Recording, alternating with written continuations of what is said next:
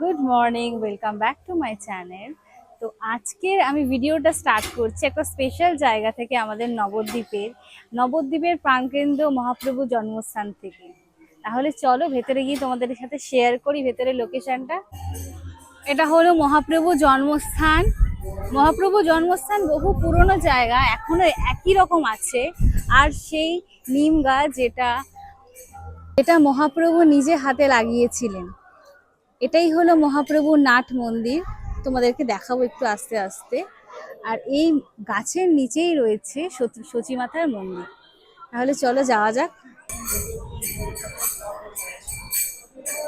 আজকে যেহেতু অক্ষয় তৃতীয়া, তাই প্রচুর মানুষের ভিড় ঢেলেছে আজকে।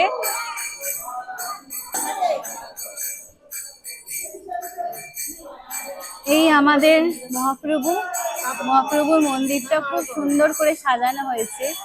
এই মন্দিরেই একদিন আমার অন্নপ্রাশন হয়েছিল। তাহলে বুঝতেই পারছো মন্দিরটা কত পুরনো। এটা হলো মহাপ্রভু মন্দিরের এন্ট্রেন্স, এখান থেকে ঢুকেই ভেতরে যাওয়া যায়। আর এখানেই সব ফুল টুল ঠাকুরের জন্য পোতা হয়, যেগুলো ঠাকুরের পুজোতে কাজে লাগে। তাহলে চলো তোমাদেরকে এবার দেখাই সচিমাতার মন্দির। সচিমাতার মন্দিরটা একদম এই নিম বটবৃক্ষের তলাতেই আছে, খুব সুন্দর করে সাজানো।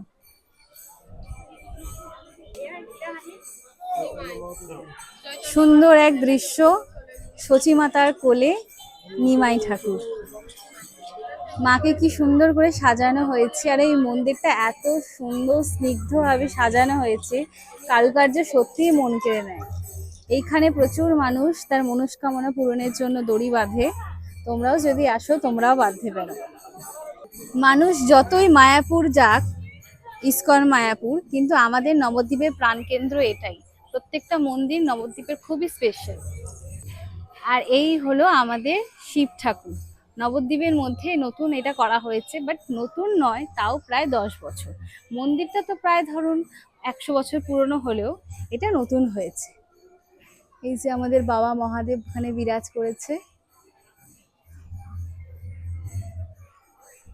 মন্দিরটা এত সুন্দর স্নিগ্ধ যে সত্যি এখানে আসলে মনটা জুড়িয়ে যায়। এত প্রখণ্ড রোদের মধ্যেও এই জায়গাটা এত স্নিগ্ধ শান্ত যে তোমরা আসলে না এখান থেকে যেতে ইচ্ছা করবে না, এত সুন্দর এখানের জায়গাটা। আর এই যে জায়গাটা দেখছো, এখানের পুরনো পুরনো পুরোহিত ছিল, তাদেরকে এখানে একটা ছোটখাটো তাদের প্রদর্শনে রাখা হয়েছে। যারা একসময় এখানে সেবায়েত ছিল, ঠাকুরের পুজো করত, যারা আর নেই এই পৃথিবীতে, তাদেরকে এখানে সুন্দর করে রাখা হয়েছে। অবশ্যই এসো, নবদ্বীপে আসলে মহাপ্রভুর প্রাণকেন্দ্রে এই নিম গাছ আর তার সাথে এই অপূর্ব মন্দির।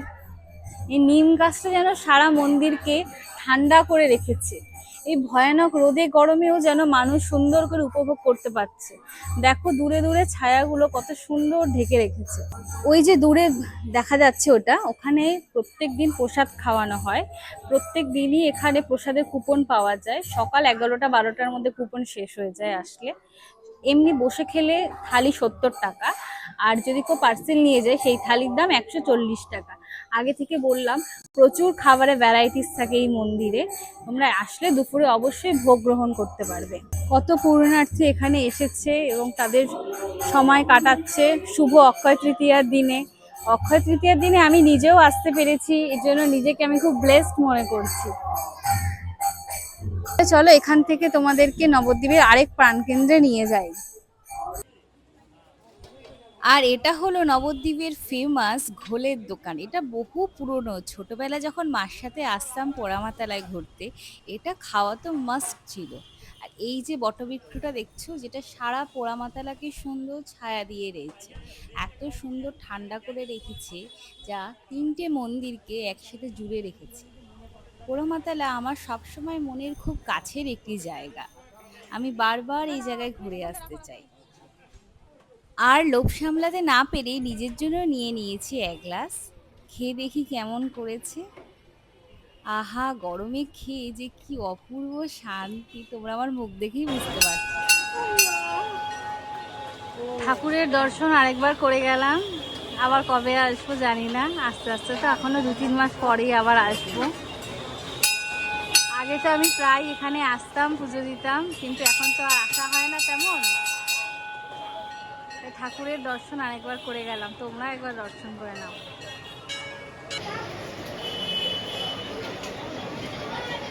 এটা তিলকেশ্বর বাবা, তিল তিল করে একটু একটু বাবা।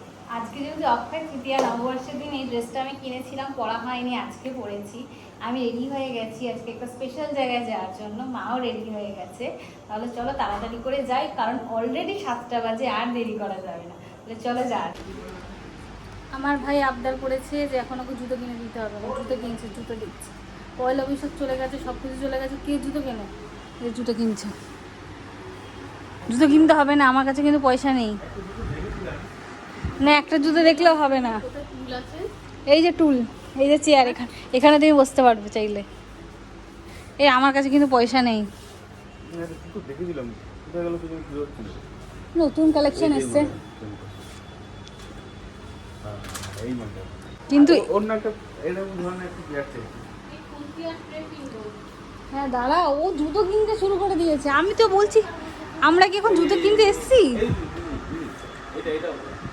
আরে এটা যেটা ভালো, আমার কাছে এখন বাজেট আছে রে কি জুতো কেনা। ওর মধ্যে লেখা আছে দেখ, এটা তো ক্যাম্পাস, আর এটার মধ্যে কি লেখা আছে জুতোটা বার কর, তাহলে তো বুঝতে পারবি। এটা একবার খুলে দেখ, এটা খুলে দেখ, মারাতে বাস্কেটটা দে। হ্যাঁ ওখানে দেখ, খুলে দেখ পর্দাটা, রান্না করে। হ্যাঁ দেখো এটা ঠিক আছে না? হাট, এটা দরজার পর্দা। সত্যি কিছু বলার নেই। আমি ওনাকে জিজ্ঞাসা করবো যে উইন্ডো কার্টেন্স আছে না, দাঁড়াও জিজ্ঞাসা করছি। আচ্ছা উইন্ডো কার্টেন্স গুলো কোন দিকে আছে?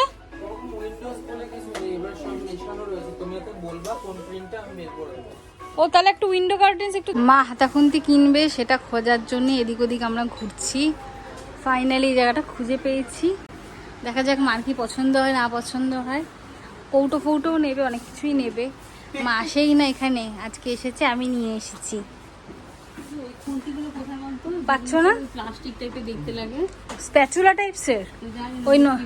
হ্যাঁ এগুলো তো এখানে আছে, দেখো না। দেখো দেখছি না, ওগুলো চাইছিলাম। আচ্ছা দাঁড়াও দেখছি। আচ্ছা ওইদিকে কেনাকাটি করা শেষ, তাহলে চলো এবার বিলিং কাউন্টারের দিকে যাওয়া যাক। অনেক কেনাকাটা হলো, এবার বাড়ি ফিরতে হবে। এদিকে তাকা, এদিকে তাকা, একদম মন খারাপ করবে না। হ্যাঁ দিদি আবার আসবে, আবার আসবে দিদি, আবার খেলবে, আবার আমাদের দেখা হবে কদিন বাদে, ঠিক আছে? দিদি খুব তাড়াতাড়ি আসবে, মন খারাপ করে না। এদিকে তাকাও, ক্যামেরার দিকে একবার দেখো কি হয়েছে, ক্যামেরাকে দেখো। টাটা বলে দাও, ক্যামেরাতে টাটা বলে দাও। টাটা, আবার দেখা হবে।